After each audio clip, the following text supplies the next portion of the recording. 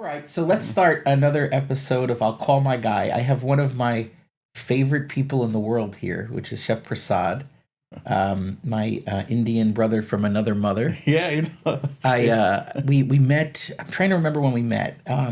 Probably through one of my chef contacts. yeah, But yeah, as you know, I've been to India 3 times. I'm an yeah, Indian file, for lack of yeah, a better yeah, word. I yeah. love Indian culture. I love traveling there, and certainly love Indian food. So I just don't remember how we met, but um, We met through oh, Tyler. Tyler Yeah, yeah. Anderson, and opening of India and West That's Hartford, and right. Cooking the Oh Bear my and all God. that. I've been in the state of Connecticut, so Yeah, so obviously you've let's heard talk my about that. So I want name. to. I have so many questions for you. So you obviously were born in India, right? Yes, You just mentioned you're in your 60s now, but when did you emigrate to the United States? 1986. 86. Yes. Okay. So you come in 86. Did you learn English in India? I actually had the same English now and then, Oh, really? basically. Yeah, maybe my accent probably have changed a little Yeah, bit. yeah, yeah. But otherwise, fully graduate of hotel restaurant school and Okay. would speak proper.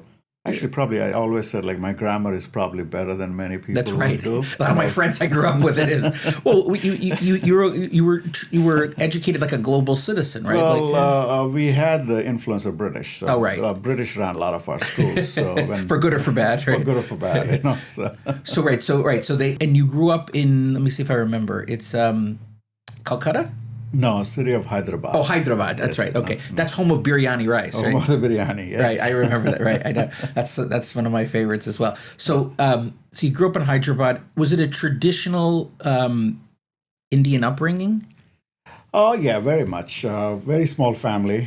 Mother, father, and one sister. Okay. And Younger, older sister? my younger sister, she's 2 years younger Younger than than I you. am. And how would you consider yourself middle class there? Were you poor? Were you? Yeah, I would consider middle class. Yes, certainly grew up. I mean, my dad is a doctor, Okay. and So my mom is a homemaker. okay. But again, back then, I would say on the lower middle class, even the doctors were Right. not Like paid it's not like the much. United States with a broken healthcare where the doctors can make $1 million a year. That doesn't happen in other Well, countries. in India, if you take from back of your pocket and money on the side, which can be the norm of the life, is the making what do you call corruption or commissions or Right. whatever. Yeah, you can be on the upper middle class level. But I think my dad, the way he was, and we were probably in the lower middle class. Like grew up in but in much decent places. He was a government servant, so he would get a transportation, maybe a quarters to live. But we grew up very primitive, though. I mean, our vacations were going to grandmother's home with no electricity, little huts. Yeah. A lot of good memories. Like we lived on farms, things like Yeah, that. it's very it's simple living. You just mentioned corruption, and one of the things I'm dealing with now, like there's a lot of corruption in India, and There is. I mean, without getting into too deep into the politics, which I don't follow much right, of India's politics, but I think maybe it's changing a little bit now because people are recognizing, the government is recognizing, businesses are recognizing. You know what? We got to pay these guys.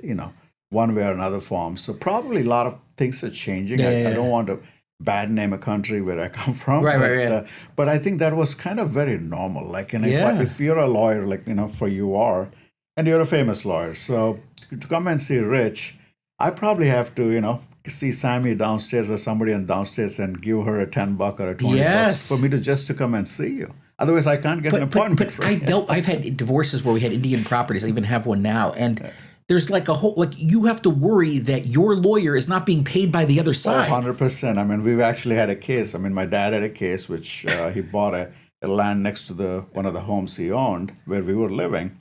And right in front of us, some, bad guys come and just put four walls and said, this is our property. Yeah, They hired a lawyer. Obviously, you got to fight the case. So my dad is actually traveling that time. And we had to call him and say, like, somebody else just came and took over our place. And there's a lawyer's notice and all that of claiming that that's their property, whatever. So he eventually hires a lawyer, and these things take like oh, years. years. I mean, it's on the bench forever. I think 10 years later or something, my father finds out that his lawyer has been fed by the other lawyers. So it's like, crazy. Well, even the other thing is the problem we're having in this case now is, and the other lawyer doesn't understand this, is when you sell the property, there's the white and the black. Yes. Right? Yes. Everybody pays in the white, but then they give you the rest in the black, the difference between the government assessed value and what the real value is. But then the issue is, well, then how do you get that money? Then you have to get it, you have to be in cash or in gold. Because if it goes, the Indian government looks at your bank account. People don't realize it. Like here in the United States, the government isn't in your bank account. But back then, a lot of it is cash. And no, right. But that's what I'm saying. You can't put it in there. So the issue is, these are American citizens now with Indian property. How do you get the black? You can't get the black out of the country. Well, there are people who actually would take dollars in America and exchange money back. Yeah. No, they can do it, but everybody knows it. Like we had one where an appraisal came in because it was, these were American couple and they owned their business ventures in India, and they got an appraisal and it came in at like 75 lakh, whatever it was. It was whatever it was. And then like we get it, and then suddenly like 2 weeks later, I get a delivery from this Indian guy with like very official, and he's like, Attorney Rockland, I have a proclamation, whatever. He sent this thing. The guy writes me this letter, and the guy reads it to me, and he's like, "Oh, I made a grave mistake. It's not 75 lakh; it's only 3 lakh, or whatever." In other words, but somebody got to him because they thought the appraisal was inflated. I'm just using random numbers, and somebody paid him off and said, "You better not give that appraisal number." And it just changes. So I was just like, "Oh my gosh!" Like, or they had a business dispute, and their guy's like, "Oh, I can go to the police and pay them and they'll arrest him. Or I can pay this mob that will kidnap him, bring him to the woods, and then say, until you release the case, you're going to stay in the woods as our prisoner." I'm like, what kind of place is this? Well, it's very common. I mean, it's actually, you can write a book about it, but it's actually open book, like we call it. Right? I mean, black and white, when they call, say you're making a deal. The first question is, is black or white? Black or white. And white. I mean, it's like, and then there's a whole conversion problem, as you said. Yeah. It's like, how do you convert black money into white money? And there's ways. I'm not that smart to even answer that. But they have ways. There's many ways of doing it. You're right. They just find these different ways to like figure out how to get around. Oh, then the other thing he told me is too. He's like, well, the money came, the house came from my dad, but now there's people claiming that they loaned my dad money. Yeah. And I said, well, is there a lien on the property? Yeah. There's no lien, but it's what they call an inchoate lien. Like it's understood that when you get that property, people come out of the woodwork and say, I gave your dad $12,000. You owe me this money. Yeah. And the lawyer on the other side is like, we're not paying that. Like he's not going to pay that. We're not counting that against the equity. I'm like, no, you have to. Yeah. That's culturally how it works. I mean, they make up any bullshit story to claim the properties. I mean, it's gangs, it's wars, it's things. So we went through that, and the same lawyer who was taking money from both sides, and 20 years later, there's a settlement, and now we're getting pennies on a dollar, and I'm in America, and I'm not going to really go back to claim that. I said, listen, if it's $10, I'll take it and just call it quits because I have no strength to fight that anymore. And it's just a write-off. And you can't do anything about it. You can't do anything about it. This guy already is constructed. He's living there. He's got tenants up there. He just stole the property. Oh, he just stole the property. And between the government and people, will make up the documents. And there's a second set of papers. So whatever happens. I mean, talking about the tax and all that, I still remember as a kid, and this uncle from the tax office is sitting in our home. And, once he comes in, you got to make him a cup of chai, and maybe he's expecting a snack because he's the government employee. Okay. He's going to assess your property. And the assessment is basically says, hey, it is that much of money if I have to go by the book, or what you're going to give it to me, then the values change and you only owe $1 there, So that was a clear deal. I mean, I actually witnessed that. That he just basically have to give him money to get your appraisal. That's it. The word is basically, there's no committee, there's no board, there's nothing else. He's making a call. And is your property tax $10 is $1 million, Did you like that, at least up until recently, like the United States, that stuff, like that, we take that stuff very seriously. Culturally, did you notice that when you came here? Yeah. I mean, that's one thing. Like you can't play that game. One thing I really love about this country, I say, is like, listen, I mean, I have the power of going to a senator's office, governor's office. I don't need any connections. I mean, I can just write an email or a text or a phone call. I mean, are they like, Richard Blumenthal called my cell phone. He's like, Chef, how can I help you? I mean, he's one senator among the 100 people. Right. And this is when I was trying to get my sister's case, with the immigration. We had some kind of a fake issue. And I want some clarity on that. And, He helped you, yeah? Yeah, I mean, Richard Blumenthal, he's actually awarded me one of the recognized chefs in Connecticut. Oh, that's amazing. I've got certificates from him and all that. And he said, call me anytime. And I've actually called in the past with a couple of employment cases, like getting them green cards and all that. And in my sister's case, when I called, I was actually shocked. I'm sitting on my patio or whatever. It's like my phone rings in like Richard Blumenthal. I'm like, sir. So that's the beauty about that's the beauty about that. Like, I'll give you my realistic example. Right. Back then, talking to family and friends, I was getting, a little successful in America. They were like, hey, you want to come back and do some, restaurant business or whatever that is? I said, yeah, let's look into that. We're looking at properties, for a hotel or a restaurant or whatever. Right. And when we're, really taking the pen to the book, trying to work the budgets and all that stuff. So I'll give you an example. We need a liquor license, for example. So what is the fee? The fee is only probably $1,000. Yeah, but then my brother-in-law sitting next to me says, yeah, but to get to that, it might cost us, $100,000. Oh, he thought you were he built in like amount to pay somebody. Yeah, well, because when you go to the Department of Consumer Protection, you pay the check. That's it. That's it. So, as a successful businessman, I had about 8 liquor permits in Connecticut. Right. I was calculating, saying that, oh my God, we can't afford it. But you cannot afford it. But here, I can walk into mayor's offices, government offices, building departments, fire marshals, health departments, liquor commission. It's like, this is the application. It's $100 fee. That's it. It's written. And if you try to pay that guy, you're going to jail. Of course. So that's what I figured. I said, like, I still love to travel to India. I love the family up there, friends up there. There is a benefit of that in the United States, is that, and I like that about us. We have a lot of things that we can improve, but certainly that is always good. Like, you want its integrity, right? Like, I don't want a fire marshal. I want him to be, or she to be, above board, to come in and say, this is right and this is wrong. Yeah. And I'm not, because I'm protecting the public, right? Yeah. The guy who's the building inspector who comes and inspects something that I do at my property. This is right. This is wrong. Because if it's wrong and he takes a bribe and the place can burn down, kill people, like, just, it has to be that way. It has happened in India where you have skyscrapers fall down because somebody got fed money in a corruption, and there is too much liquid in the cement. It's like, the mix isn't right. Yeah, the mix and all that. And, later on, what happens is the building falls down, you have deaths, you have accidents, but there's no answers. And the guy who's actually investigating gets more money out of this deal, and then life goes on. Yeah, that was one of the, I love India. It's so rich in culture, but one of the things I found is because there's so many people, there is sort of a component, and slap me if I'm wrong, but there is a component that life isn't revered as much, it seems. Like, because, like, people are just getting run over in the streets, things collapse. Like, there's just so many people. It almost cheapens life sometimes there. It does, again, but that's the beauty about India, right? You see that part, what you just said, but there are also some great parts of India where the life is very different. Right. So for me, I always said, America has always been good and fair to me because, hey, if you have the ideas, if you want to do it, you can do it. No matter what your class is. Exactly. It's but in India, what happens is there are a lot of hurdles you have to go through. Right. It's like, as we always say, it's not what you know, it's who you know, and that's really an application in India. That's right. But again, I don't want to take this as it happens everywhere. I'll give you a real life example. I grew up back in early 80s and going to hotel restaurant school. My roommate was actually the lawyer who wanted to be in India.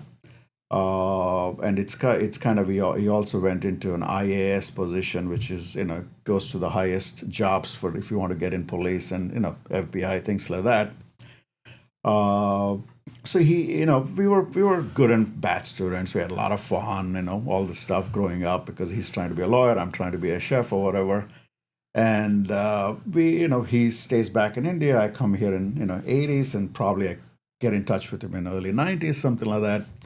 He said, and we're talking like in our good old kiddie friendly language, like, hey, what's up? What's going on? Blah blah blah. I said like, no, I'm actually one of the lead police officers. Like, he's almost in the commissioner level of commissioner of police. So my first thing is like, so what's your salary and what do you make on top of that? And my salary is actually say 30,000, but he would probably make a half a million or $1 million because that's the job you want because you actually pay to get that job done. And because in anticipation, official salary 100,000, 900,000 unofficial, right? So I'm joking with him. He's like, what the hell are you talking about? Like, no.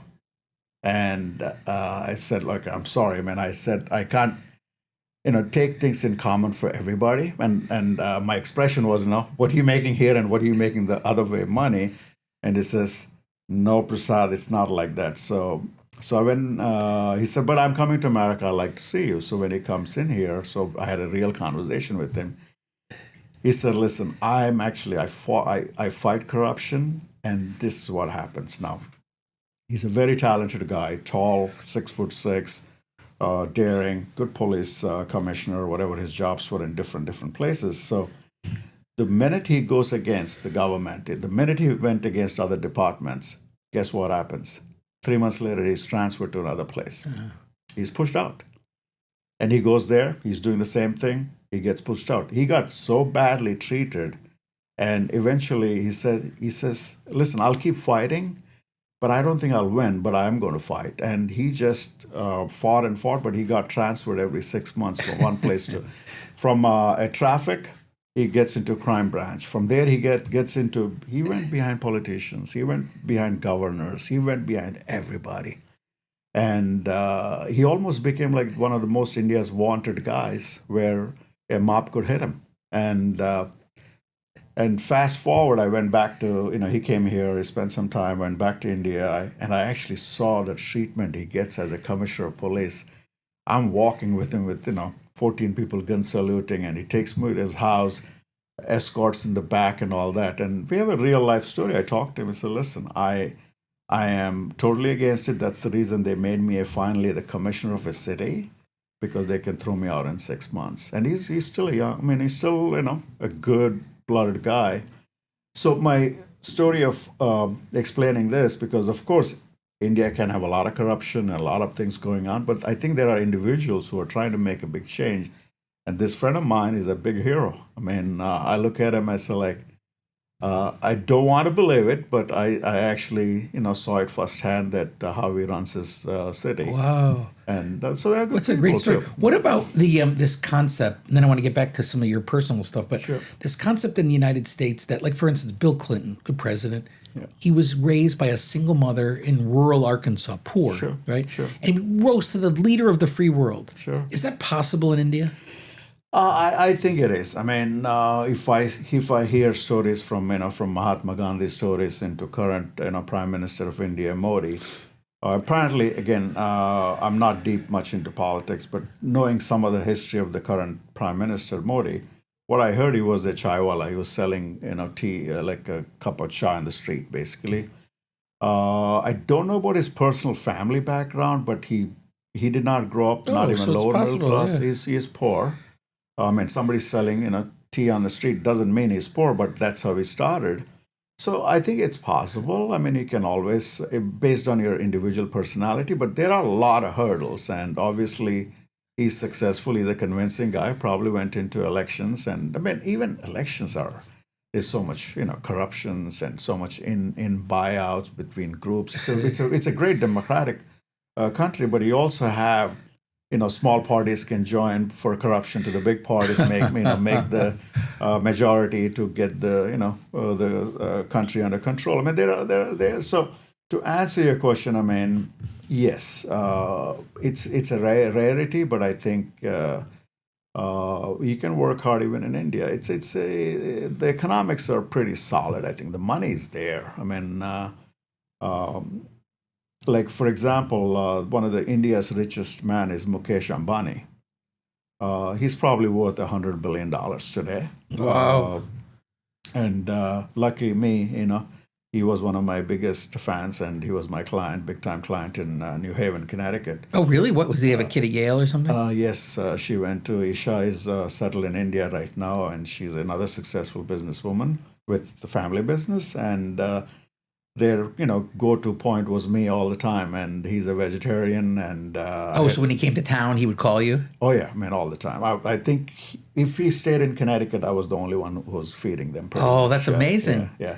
Mr. Ambani, basically he's a Reliance, so he owns the textile industry, the food industry, the real estate, telecommunications, pretty much everything. Now, this Mr. Ambani uh, was lucky enough that his dad, passed him X amount of millions of dollars, maybe even a billion or whatever. So he kind of made it to that level. Uh, but there are other people like there's another way of getting successful and making money. No matter how rich or poor you are. We have one South Indian actor by name Rajnikant. He's still an actor. He's been an actor since I was a kid, I think, and he was a bus conductor. Wow. And bus conductors are basically, you're making minimum wages, whatever you're doing. And the guy got a role in a movie, and he's become more than an actor. People literally idol him, like worship him with his statue, with his face, with his pictures on the wall. Like you get up in the morning and say, like, like how you say, go to the God and say Ram Ram or Jesus Christ, whatever you say, and people go and literally take his blessings. And he's one of the biggest stars. There's another one talking about the Bollywood, like how people can change their life. Shah Rukh Khan, who is probably, they say, I actually heard his speech, and his introduction was saying that probably every fifth or sixth person living in the world knows Shah Rukh Khan. You may not know him, but he's the Tom Cruise times 100 or a million in India, right? And I think he was not from a rich family, anything like that. He's probably the most earned acting movie wise, probably the richest guy living. I mean, if you ever get a chance, Google him up. Look, How do you spell it? Shahrukh. Shahrukh. Shahrukh, Sharu. Oh, yeah? Pictures. I was like a huge fan. Posters all over my room. Yes, see? Yeah. See? Is he a handsome guy, too? Oh, Yeah. yeah. So I actually fed him in America You too. did? So, yep, yeah. So Oh, that's cool. yes, and there's another guy, Akshay Kumar, who's another Bollywood actor. That's so funny. Sammy knows. He was a cook in a hotel. That's why I can relate to him a little more. He was a cook or line cook, whatever that Yeah. is. And he's one of the richest actors in the world right now. Are you still in So- touch with the billionaire guy? No, I think I always say like they really use you when they want Yeah, you. sure. But they were very nice when they were there. His wife Nita Ambani would call me from India all the time and say like, Chef, if I want to come to India, they own Mumbai Indians, which is like owning Yankees basically. Wow. Yo, I'll give you the And, suite. yeah, no, yeah. I mean, you watch with me kind of a thing because, or if his daughter Isha is not doing well, I would get a call in the morning, 9 a.m., saying that she's not doing that well today. Can you make her simple khichdi kind of a thing, like rice like and dal? oh, right. Like a home cooked meal. I said, Nita, you got it. I will take care of it. I mean, talking about uncles, so she would actually call me Chef Uncle, Prasad Uncle. Oh, that's so nice. I would have her cell phone number. She would call me, like, Prasad Uncle, I'm coming with, friends tonight for dinner. Can we get a table and all that? So, yeah, I mean, it's like India has got that big mix of people from, very low class to the billionaires. Well, who there's are- also a naked poor in India. I mean, I see people by the river naked, like little kids running around. It's there. So, and I travel literally, as much as I can, but once a year is what I try to go, and I take, my clients who are like friends or they become family when we do these trips to India. I try to do 2-week journeys to India where I show them. I try to show them some parts of real India, I want to say, but I'd really show them the hospitality side, how good it can be. how beautiful the architecture of the modern architecture of these beautiful hotels and all these places, and then the ancient culture and architecture from temples to Taj Mahal to palaces to all these things.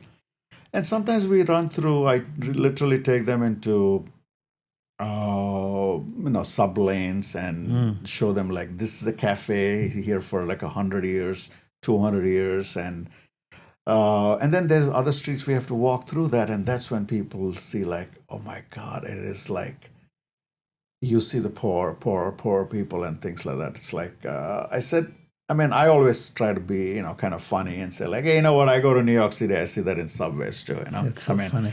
There are bad places everywhere in the, no matter which part of the world you are. Obviously, India with, limited amount of land and there's a lot of population issue. We know that. I mean, India is literally, I think, land-wise, 1/3 of America and probably 5 times the population of U.S. I think we are into 1.234 billion people, something like that. Lot. So it's a lot of people, no? So back to you. So let's. I want to talk about who cooked in your house. Is it your mom? My mom, yeah. Good cook. She's fantastic. She's still around? She's still around. Wow. I'm seeing her tonight. Does she live here? Orlando. Oh, that's I'm amazing. taking a flight after this. Oh, really? Yeah. Yeah. So you're going here. You're going to Orlando. You're going to see your mom. So she cooked growing up all the time, all home cooked meals. Yeah. So I mean, most homes.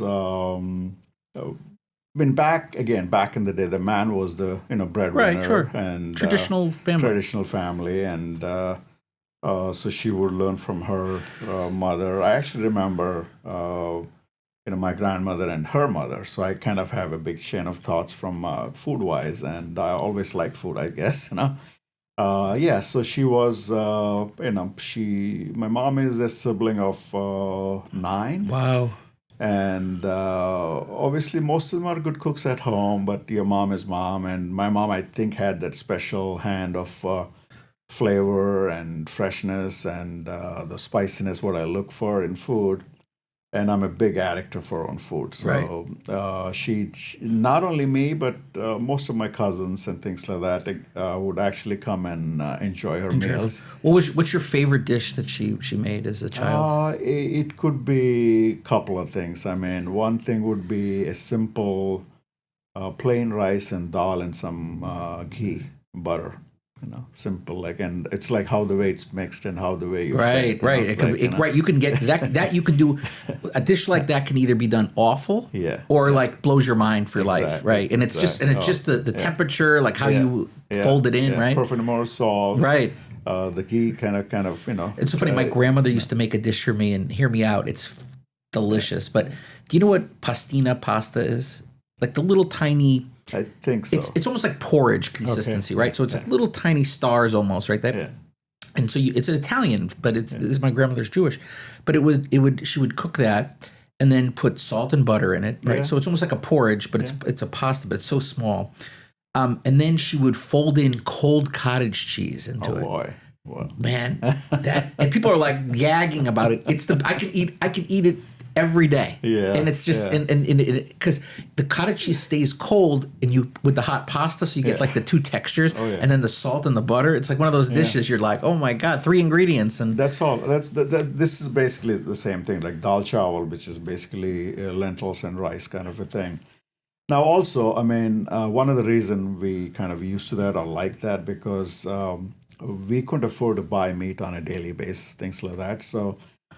Would you grow up eating meat? Did you eat meat? So, yes, I did because I mean, there's a big if and but there. My father is on the vegetarian side of the family. Okay. My mother is on the where they can eat meat. Especially not into beef and not all beef, that. but Not chicken beef. and fish. Chicken, fish, and lamb and goat, things like that. Yeah. So or even pigs they would eat that. Pork, yeah. Yes, they would. And you were Hindus, right? You're Hindus, but my mother's side. Okay. My father's side is pure vegetarian. But that's one of the reasons my mom was a big hit of the family because all from my father's side were all vegetarian because their wives don't cook meat at home. But my mom would cook, so all the cousins and all the family friends, they would all come in. But to answer your question, like what do I remember of my mom cooking is because of the fact that we would eat this couple of simple things of this dal chawal and breakfast items and all that. But when it comes to a Sunday meal or whatever, that's when I think, dad or somebody goes to the market, brings like maybe a pound of, goat meat or chicken or whatever. And that's another meal I remember because we would get ration. We would get like, okay, this is for, your brother, this for your sister, this is for your father. And she takes the rest. So that's like, that's another great memory I would have. So does the cooking inspire you to go into cooking? Like what switched for you where you're like, I'm gonna go to become learn about hotel management or learn about cooking? Like what when did that happen? Yeah, so in India, the school systems are a little different. So you finish your, what we call a high school is up to 10th grade. Okay. And then after 10th, you go something called a junior college, Okay. which is 11th and 12th. Okay. And that's optional? Well, if to get into graduation, you got to get into 10 plus 2. Okay. And then you get the 4-year graduation Right, after that. So you can't get into graduation without 11 and 12th. That's what they call the junior college. But that's when you start actually taking some subjects. Do you want to be on the science side? Do you want to be on the math side? Do you want to be on the accounting side? Do you want to be on the engineering side? So you got, is it biology or physics or chemistry, or you kind of get into the 11th and 12th, and that's where you're kind of, thinking about your career, whatever. So my dad being a doctor, and I've actually seen my cousins and everybody else going to medical colleges and all that. Again, growing up in India, every parent wants you to be a lawyer or a doctor, and or a businessman or something like that. But you don't want to be anything else. So it's like so. But when I saw my cousins who are trying to become doctors reading books till 4 in the morning, 5 in the morning, we didn't have computers back then. And I'm saying, like, to really become a doctor, it's like 6, 7 years. Then you're reading into like 12 hours a day, things like that. It's a lot of memorizing stuff and all that. And I also hear the stories. Okay, after that, if you want to become a doctor elsewhere, to better earn better money, you have to maybe leave the country or go anywhere else, and it takes another 5, 6 years to become a doctor. I'm like, it's like half your life is wasted. I mean, doing that. So, and they look always tired because they're reading their books till 4 in the morning. They're not having fun, and I think I had in my personality.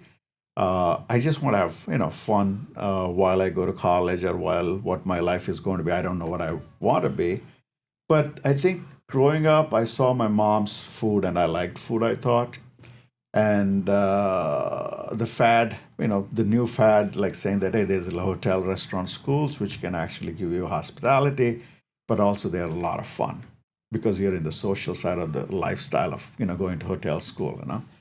So even though after my 12, my parents were kind of looking at pre-med, they're trying to make arrangements where I would go to college, what the tuition fees and all that. So they would send me to a pre-med, and I had to go because to obligate the parents because you don't want to disappoint your parents. We don't really argue with them.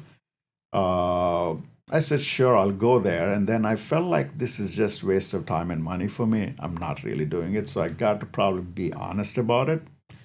And so one day I go back and say, listen, I'm really failing in the meds. I mean, the pre-med kind of a thing. And I'm also getting into a little bit of bad habits of, hanging out with friends and not attending those classes, maybe having a beer or two here and there. I said, like, this is not really coming in, getting into my head. I'll tell you what, I want to go into this hotel restaurant school in up northern part of India. Until then, I've not traveled, I've traveled within the state with my father's jobs being moved. I've never taken a flight. I've never, gone out of the state. I said, but I'm ready to go and earn this degree in hotel restaurant school. And first reaction for them is like, what? You want to become a cook? And to become a cook, you have to go to college. You can't learn anything at home, And it was kind of downly degraded, but I fought my way into like, listen, this is what I want to do, and I had to, catch my first flight and leave home. Wow. And How old are you then? I was 18. Wow. 17 into 18. This was back in 1982. Yeah, that makes me 18 that time. So 82, I went into another state. Obviously, talking about corruption, I had to feed technical board, a few extra bucks to get my admission into Wow. college, and that's the norm of life, I guess. Right. And besides, the fees is only say $1,500 a semester, but the commission was 20,000 to get into the a college seat. I got into that, and then I was having a lot of fun, and I said, "This is what I liked." I mean, people, socialness, happiness, food. Back then, we were not learning that much to wine and all that, but it's like food and hospitality is what just kept me going. So I think with my mom's good food, what I saw, and the hospitality, the cultural side, what I want to be, I just I just didn't want to be a doctor. I guess because of what I've been seeing with my own family and all that. And yeah, I had a quick. I mean, I had my hardship in even in the college time. It's like you go in there, you have syllabus, you have physicals, practicals, then you have journals to write and read.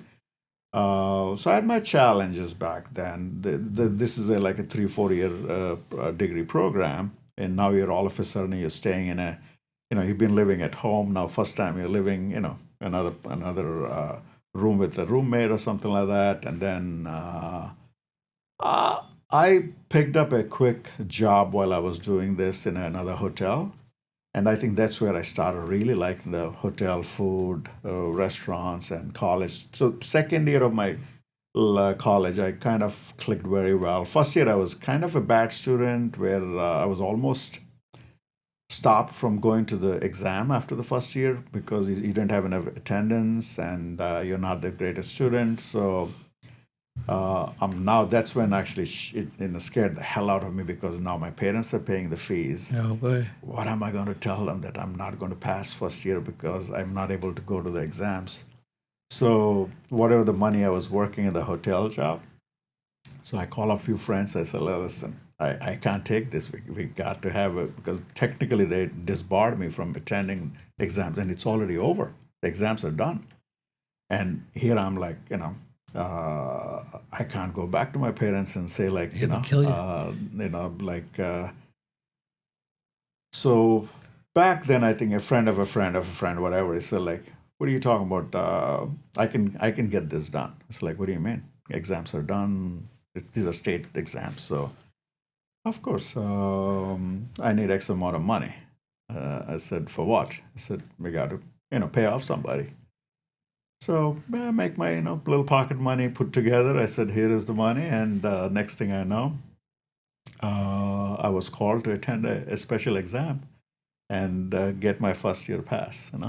And then I think my principal back then, Mrs. Gangoli, she was not the happiest person. But fast forward into second year, third year, I actually did very well in college, and I liked what I did. I was into catering. I was into cooking. I was kind of a student leader. Right. I was the general secretary of the college, and in fact, I mean, because of my first year issues, my principal probably never kind of thought I was a good guy. She actually, after 3 years of college, she actually asked me one day in front of another teacher, saying that, "Tell me, how did you pass the exam?" And I had the nerve to tell her, "Okay, I'll tell you the real story." I said, my first exam, I stapled $100 to the exam paper. So let the examiner, do what he has to do. My my second or third paper, some of the teachers have leaked the papers, what the questions are going to be. And I said I was smart enough to write those answers before the paper was issued. So I'm sorry, but this is what I did. And so I would think like I was probably by principal standard, I was not the liked student. But I think fast forward into a few years, she saw my successes going on. I think I'm one of the very few in my college where I actually stuck to my day one philosophy of hospitality. I mean, till to date, that's what I do. She over time became friends, and over time, I actually became her favorite student. And when they did the first ever alumni, I was the speaker in my college, and I actually, gave a little speech saying that, listen, I was there. I said, no student is a bad student. We all have our good stuff going on. You could be a French bencher, it could be a back bencher. But I think practical life is a lot different than what happens in college. So look at me, and I'm decently successful. I can stand on my feet. I never depend on anybody, and that's my fast forward. And she actually uses me as a student for a lot of Oh my students. God, that's great. All right, let's talk about. So you, where do you work your way up to? What job in India? Were you like the? Did you run at work at a very prestigious hotel? Yeah. So back then, when you after the college, what we used to call is a management training. So you are during college, you do your management trainings too. So you kind of go off field from your college campuses, then you go into real hotels where we get into these 5-star deluxe hotels from Oberoi groups to Taj. Oberoi. Oh yeah, I remember the Oberoi. Yeah, Oberois are great, and Taj is yeah, a I've stayed great in those. Yeah, hospitality beautiful. group. Yeah, I mean, fantastic. And the service is so nice. Oh yeah. I love that. So we go on a few of the trainings during college. Right after the college, then I applied into. They come into campuses and they do campus interviews and all that. I was from South India. Then I wanted to go back home and kind of spend there. So I kind of found a job uh, in it's the Ritz Hotel, The Ritz. which was sister owned or whatever the relationship they had. I had no idea back then what Ritz was, what Oberoi's was. Even though I was trying to be in the hospitality, I got into the management training. So I think during that training happening, one of the gentlemen comes in as a client, and he's a competitor of another hotel, which was not a 5-star, but a 4-star hotel who had 250 rooms, 4 banquet facilities, 8 restaurants. He said, Prasad, I want to make an offer. I want you to be my F&B director, like a food and beverage manager. And I said, well, what do you mean by that? He said, yeah, I am the general manager, and you'll be next to me, so you'll be number 2 of the hotel. I said, I just did finish college. My training is getting done here. He said, I see you're pretty bright for me, and you want to take it? I said, I'll meet you. And so next thing I know, and I was into my 21, 22, very young, and he gives me this position as number 2 of the hotel. Which hotel? It's called Sampurna back then. In what city? It's in Hyderabad. Oh, Hyderabad. I'm Okay. still in Hyderabad. My Okay. first job was in Hyderabad. And is this the equivalent of the Ritz? The first one was the Ritz, Oh. where I was actually training, their management training, Right. and I was getting into kitchens. I was getting to front of the house, the front desk, like reception Yeah, yeah. areas, and all. Hospitality. You get trained everywhere. So this guy is running a 4-star hotel, Sampurna, which is a locally owned brand. It's not a national brand, and had a lot of opportunity. And so I took the job, and I was very young. You're talking like 21-ish, and then I had 300 people working who are into unions and older people, experienced and all that. I had to start looking old. I would wear suits, loose suits, and fake glasses, and try to grow my beard to show that I'm the authority. I have the age. So I was actually lucky. Got that immediate break where I could get a suite on the 8th floor in the hotel as my living quarters. I have a couple of chauffeurs anytime they want to take me around the city for driving and all that. My breakfast is served in the room for me. I can have a carte blanche of lunches, dinners, anywhere I want to sit with clients. I mean, I had the luxury of job style going on, and then I had my classmate. She was a recruit of after she who did my hotel restaurant school. She called me saying that she got a job into Pan American Airlines back then. And while I was actually at this job, there was a tragic hijack happened to that aircraft, and she survived, and a few people died on that and all that. In back then, she said, by the way, we are having a consulate party at the U.S. consul in Mumbai, and that time coming to America, getting a visa is very difficult. He said, but because of my heroic whatever she did for the airlines, they are sending me around the world to go with a companion. Do you want to come and apply for a visa? And I said, like, sure. I mean, so I got to go into Mumbai. Back then it's called Bombay. Bombay, right? And go to the consul's office, give the passport, fill in the application. Next thing I know, I got a tourist visa into America. And so I go back to my hotel job, tell my GM, very nice guy, very supportive of me. He said, like, I told him, like, I got to take a vacation. I know I'm new on the job, probably close to a year into this job, but I got this offer where, I can travel through Germany, through Italy, and U.S. And I got the visa for U.S., which is for us back then. If you get a Hit the lottery, right? If you get a visa to U.S., you can get the visa to anywhere you want to go after that, because you go to Italian consulate, you can go They German see that and they're consulate, like, oh, this guy is good, no? So so I come into Frankfurt, Germany, and then we go to Italy for a quick day, and then come to America. I had nobody back then, know anybody except a cousin who was here. So we kind of paid a visit, and then did the touristic stuff of going to Manhattan, getting our bags stolen on the streets of Grand Central and Station, and all the fun stuff happened. I finished the vacation, go back to the hotel, which is what I'm looking forward for because I had a great job. I was number 2 of the hotel with all the extra added benefits of, I can sit in any bar I want. I can entertain any And where is client. this again? This is back in Hyderabad. Oh, back in Hyderabad, right. My real job Right. there. So my GM comes back to me, how was your vacation? I said, like, it was good. I said, like, what are you doing here? He tells me, like, what do you mean you're doing? I'm back at my job. He says, like, dude, whoever goes to America never comes back. It's the land of opportunity. You didn't know that? I'm like, well, I heard about it, but I thought, I have a job here. He said, listen, if you have a chance to go back, go. He was a good guy. I still remember him. This is 40 years back, right? So I thought to myself, and I talked to my parents. They said, ticket expenses. We're talking about money now, And I don't know anybody here except one cousin in Wilton, Connecticut, right? So my mom and parents said, like, listen, if you want to go, go. So I packed 2 bags of clothes, and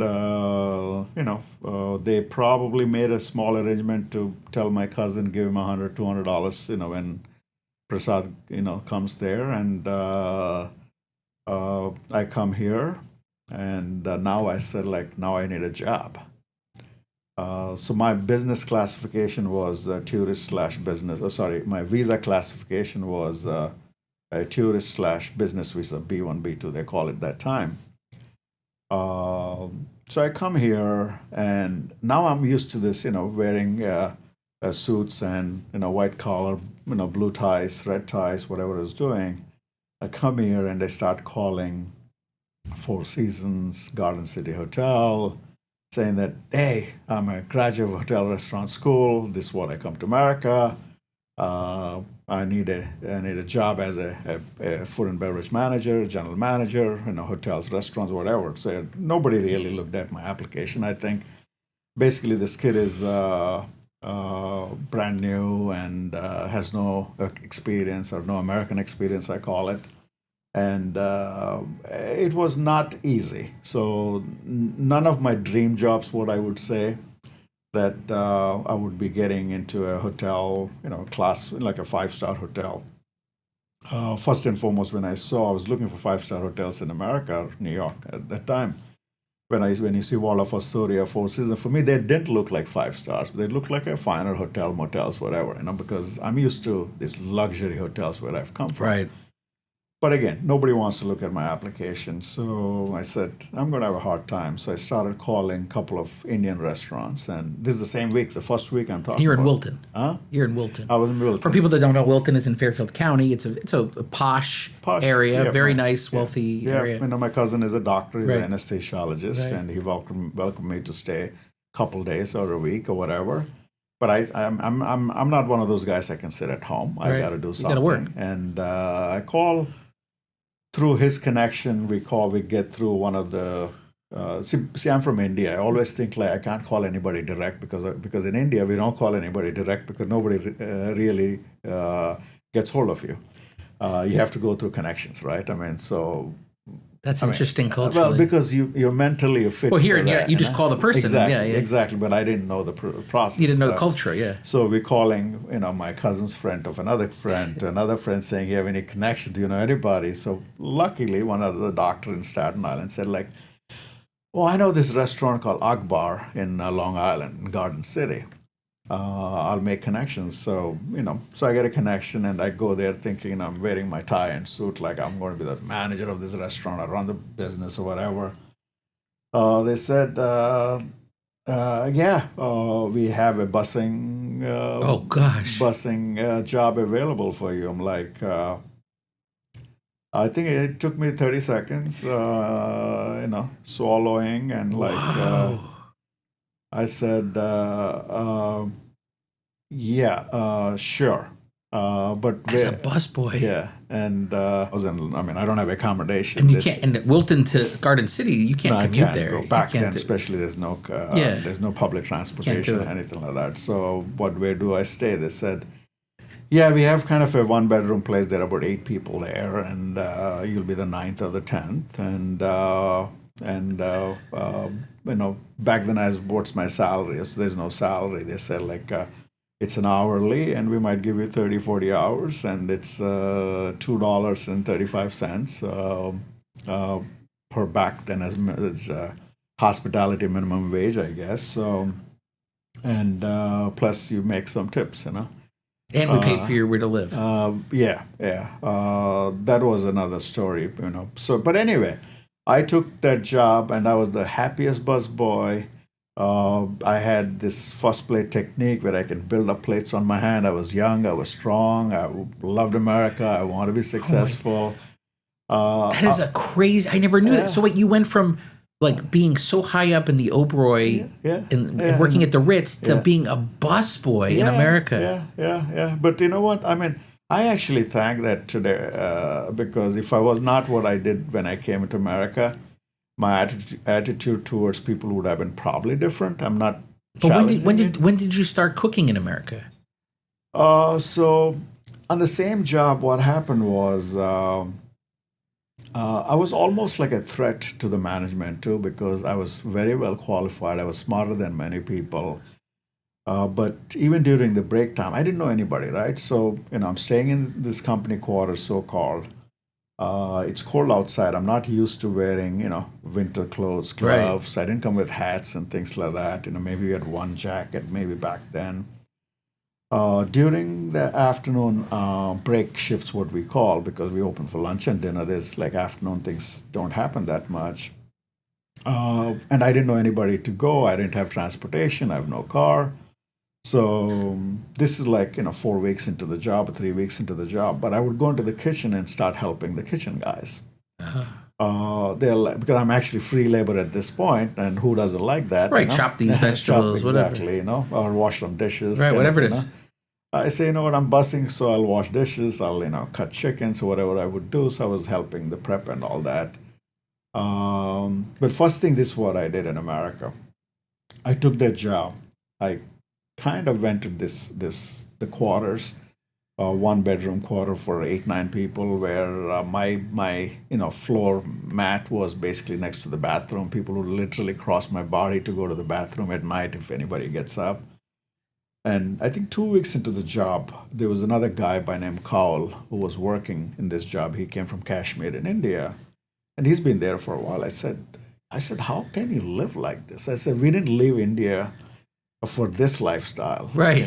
We came here for better lifestyle. I said, I said, I have an idea. Let's start looking for an apartment, where you and me can share. Even it's a one bedroom or a two bedroom. It'll be let's better than get it. this. We'll be better than this. And next thing I said, we need a car because we can go around. Because I mean, we're like jail right now because you don't know where to go between jobs or between days off, whatever. So I said, we'll get a small place. So we got a basement apartment, to two bedrooms. He got his, I got mine. I said that's number one thing in America. What he's like, you can do it if you want to do that. So I mean, I could have stayed and survived that apartment with 10 people, but no, I chose life. I want to go to life. I mean, that's one of the reasons I came to America. So I got that within the 3 or 4 weeks. I got a car. I got a license now. So working as a busboy, I've been going into the kitchen and working those hours, extra hours. So the chef one day talks to me. Looks like you really like the kitchen. I said, yeah. I mean, I have a passion for front of the house. I like hospitality.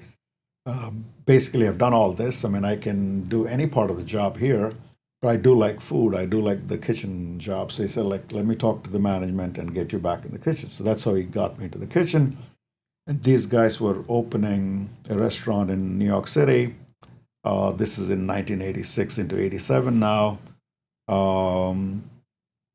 6 months I kind of stayed in the kitchen in Long Island, and they were opening a new kitchen in New York City. They took me as a number two of the kitchen now, like a sous chef. Where now people were looking for jobs are my seniors, and I was hiring them as juniors. So this is how the life in America happens. If you don't have that American experience, you're not worth anything. So the more you gain experience, the more you can get in. But about a year and a half, I was in the same group between busing to kitchen to a sous chef to a chef kind of a thing. I think I was still a threat to the internal management, like not the ownership, but actually to the management. I was very good with the ownership. One day, I think a call came from Stamford, Connecticut, into New York to the GM who was actually running the business, saying that he's a friend of a friend or whatever, saying that, hey, we're trying to open a business. The guy's in electronics business. He has no idea about restaurant style. But we're looking for somebody who can actually help us kind of consult and open a restaurant. And I think it all worked out okay for me end of the day, but I think the current management or whatever, I was kind of overqualified to many positions there. I think there was some kind of a threat. So the same guy, the GM, who I still respect him, he kind of wanted me out of the company. So he kind of recommended me, saying that this is a good guy, you want to take him. So he achieved two things there. He got rid of you, and he got rid of me. Neutralized the threat. Exactly. And but he did a favor to me because for me, my doors are opening bigger. I mean. So you go run that? Actually, no. I come into Stanford, right, and these guys are still, I know them. His name is Mr. Banta, who's in the electronics side of the business. He and his wife sit down with me, saying that we want to open a restaurant, and we're meeting in his house right now. We cook, he's making a dish, I'm making a dish, and I said, yeah, I can work this up, and got involved with the architect and contractors, and I made a beautiful restaurant back in '89, somewhere there in Stamford, Connecticut, called Mira. And back then, I didn't know what editorial was, what reviews meant, because I'm still new in this country and I'm trying to, learn the process. Somebody says, running the restaurant into 3-4 months. Yeah, I'm from New York Times, and we want to write about the restaurant. And I think back then, not knowing what reviewers or whatever, we got a very good review from the New York Times saying that the menu is, really well written. The food is so good. So that time, I was writing the menus, but I was still running in front of the house as a consultant with the group. Like I was kind of the in between manager till they really find somebody or what they want to do. But here is when other starting newspaper people want to come in and talk to you, whatever. So I would pull my cook out, and the cooks refuse to talk to the media, or they're not interested. They're not wearing proper uniforms. They're lazy. It's like, oh, you know what? It's my break time. I want to go take a nap, or I'm not going to come early for a newspaper people to talk to. I mean, what are they crazy? Not realizing how important that Yeah. is. Right? Well, for them, it's felt like work. Right. Like why should I work, kind of a thing. I think that's when I kind of I saw the state of Connecticut, the Indian food where it was back then. Other than what I was just consulting and opening, there was really nothing. There's nobody really doing any kind of this kind of what kind of food I come from or what I do. I said, you know what? I really want put India on the map in Connecticut, and I like the state of Connecticut maybe because the first time I came here and my cousins were here, so that's the only family I can relate to. Made a couple of friends between these consulting jobs and all that. And I said, you know what? I will take my jacket off and I'll start wearing a white coat on from then. So in college, we don't really learn full cooking or whatever because we are kind of jack of all, basically. We did housekeeping, we did first aids, we did engineering, we did management, we did math, we did part of cooking, part of wine, part of beverage service. So you kind of are bits and bits and bits. But I've always, I'm a fast learner, I'm a thinker. Like I can sit down here, I'm talking to you, but I'm already thinking about a plate, what kind of china I need, what kind of sauce I can put, what kind of garnishes I do. So I said, a lot of these cooks are assholes, basically. They're not really getting into the education part of the food. And I really like that. I said, you know what? I will be the face of the food.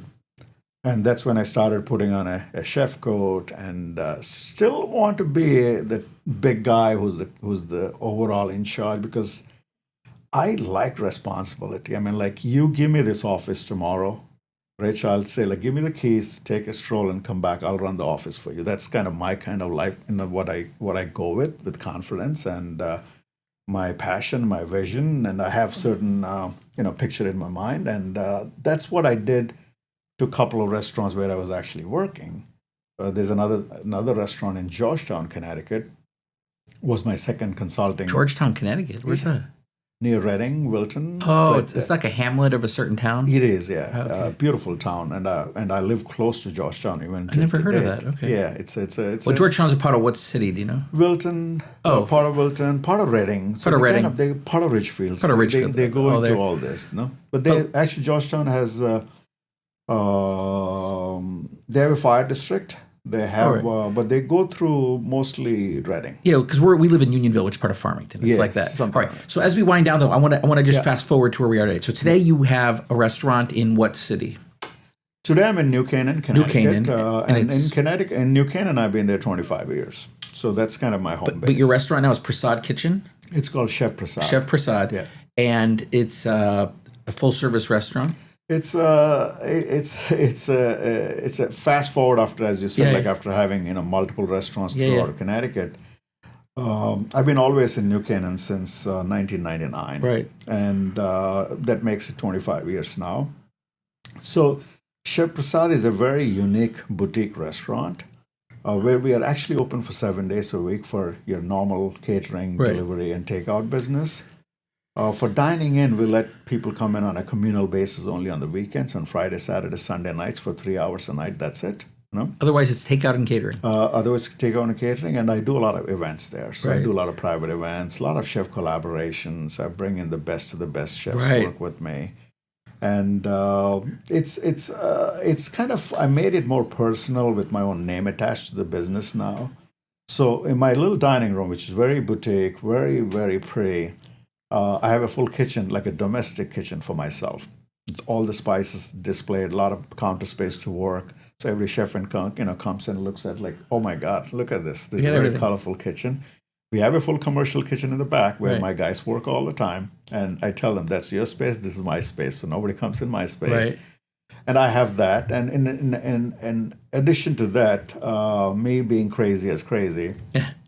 Opened a new business this year in Easton, Connecticut. I always, I don't know, call me stupid. I picked these towns where nobody even think Oh, about it's stuff. Easton doesn't have a commercial zoning. right. And here I'm sitting with two beautiful kitchens. We have a full Mexican kitchen and we have a full Indian kitchen based on all my food and recipes and travels and all that. It's a nice space, big team of people I put in, middle of nowhere, and based on, again, not fine dining. In fact, there's no dining inside the building itself. We have a little patio for people to do some self-service. It's open again 7 days for breakfast, lunch, and dinner. And it's called Gourmet United. Okay. And I do a lot of catering business out of that because I have a good reputation of being a good caterer, and we won the Crazies 2024 Yes. Caterer of the Year, which actually helped us boost. I mean, I've been doing catering for 40 years, but I never thought I was a caterer.